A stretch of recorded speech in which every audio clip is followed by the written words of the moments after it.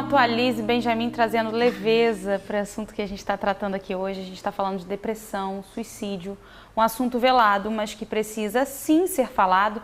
E a gente está trazendo à tona todos os sinais, todas as discussões. E falávamos no último bloco, no finalzinho do último bloco, a respeito do preconceito que se cria em torno de doenças como a depressão, que fala, por vezes, da questão espiritual, que cai na conta do espiritual, sem a gente se dar conta que, na verdade, isso é a criação de um preconceito, que você pode, sim, ter uma fé firmada, mas sofrer com uma doença como essa. Eu queria que a gente levantasse esse assunto, Nilvinha. Como é que você enxerga isso? Primeiro, com relação ao preconceito, ainda se tem uma ideia errônea. As pessoas têm muito medo de enlouquecer. Né? E antigamente, as pessoas ditas loucas, elas eram segregadas, elas eram separadas, elas iam para os manicômios. E os profissionais que trabalhavam com essas pessoas eram pessoas que trabalhavam com loucos. Então, até hoje, quando a gente fala ainda, quando alguém chega e fala, eu preciso ir ao psicólogo, alguém fala, mas você tem algum problema? Você está ficando louco?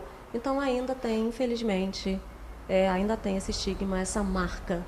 E as pessoas, elas também são preconceituosas. Nós também somos. Né? Nós paramos e pensamos, será que eu realmente preciso? Nós buscamos muito a nossa sanidade, provar essa sanidade o tempo inteiro. Agora, é um erro terrível essa questão de imaginar que fé tem a ver com doença, porque depressão é uma doença, como câncer é uma doença, como diabetes é uma doença, como qualquer outra doença é uma doença. E pode atingir qualquer pessoa. A gente está falando, inclusive, de uma descompensação que pode ser química. Pode ser que o meu cérebro deixe de produzir uma determinada substância que ele precisava produzir. E aí, mediante esse fenômeno, eu vou apresentar um comportamento diferenciado. Pode ser, como nós já discutimos aqui, que alguém passe por um trauma extremamente forte. Inclusive, uma pessoa que viu uma tentativa de suicídio ou que acompanhou o óbito de alguém, ela tem uma chance enorme de desenvolver depressão mediante esse trauma. Então, são muitas as questões para que a gente venha dar uma explicação tão simplista e tão preconceituosa de dizer, é falta de fé, ou então é falta de vergonha, essa pessoa não está se esforçando o suficiente. Nós estamos falando de uma patologia, nós estamos falando de uma doença, não é brincadeira. Você falou da questão da gente não precisa ir longe para ver o preconceito, que nós somos preconceituosas. Agora é minha vez de dar um testemunho, Camila, você deu o seu agora. Eu sempre fui muito preconceituosa com isso em relação a mim.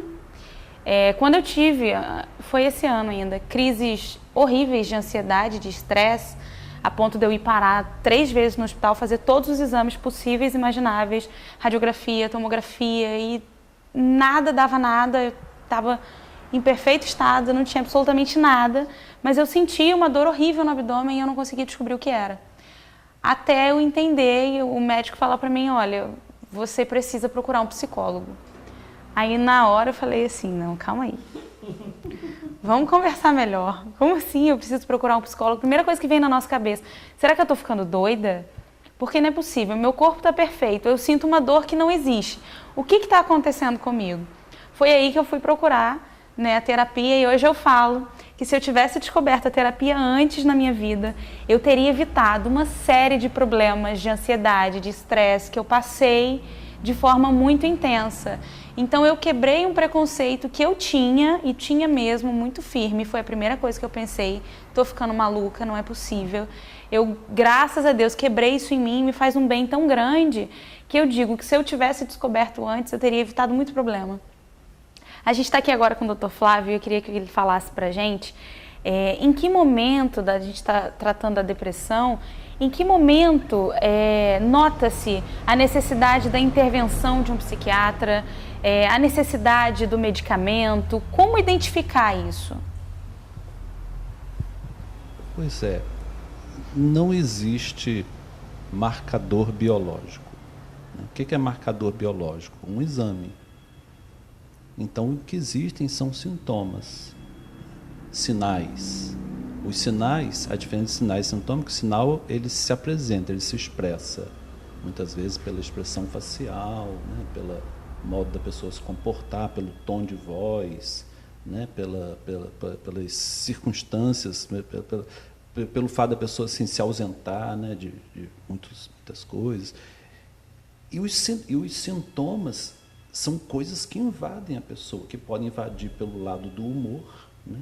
Então a pessoa sente assim uma queda de humor, né? Não está respondendo mais às impressões que o meio produz, ela não responde bem. Podem vir através da parte psicomotora, né? A pessoa não tem as mesmas habilidades. A energia, a pessoa não sente a motivação para fazer, então a pessoa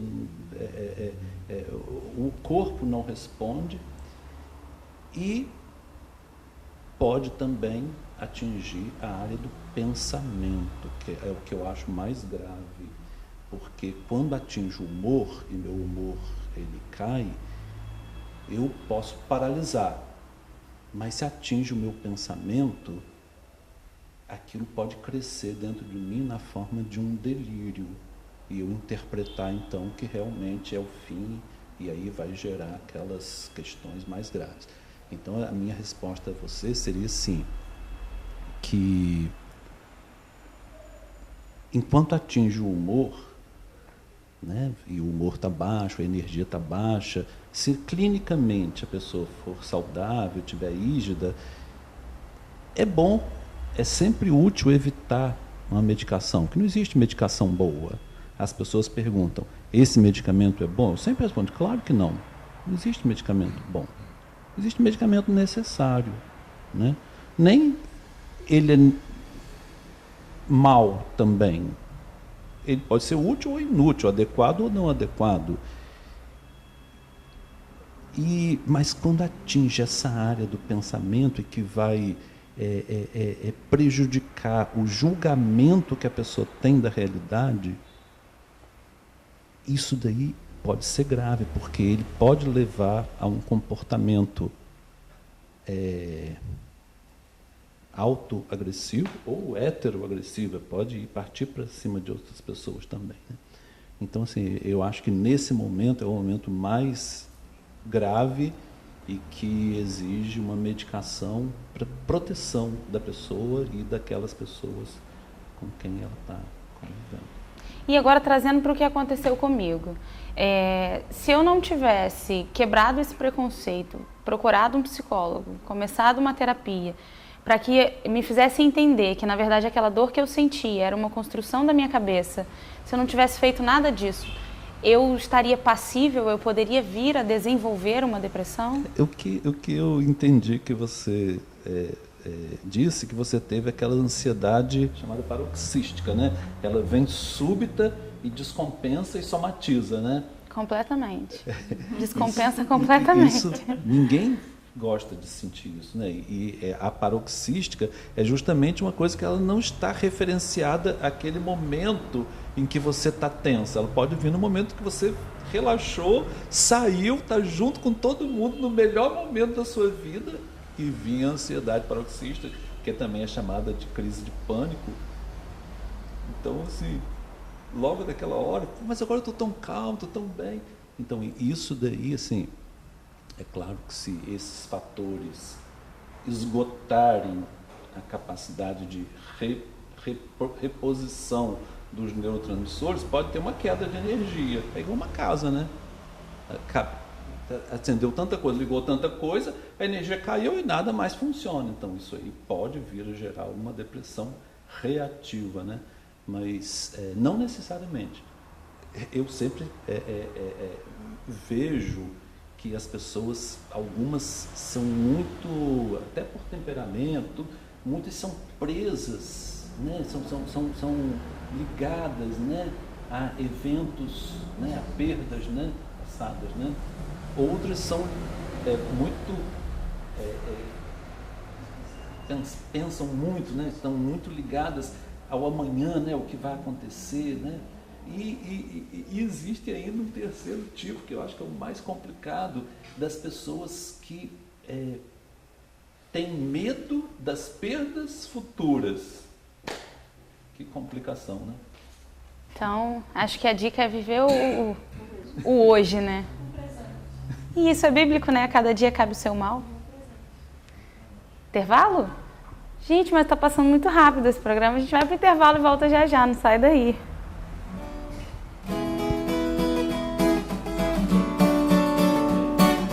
Cresça, independente do que aconteça. Eu não quero que você esqueça. Eu gosto muito de você. Chego e sinto o gosto do seu beijo. É muito mais do que desejo. Me dá vontade de ficar. Seu olhar é forte como água do mar. Vem mirar no sentido pra viver e cantar à noite. Quero ser feliz também, navegar nas águas do teu mar, desejar para tudo que vem, flores brancas, paz e manja.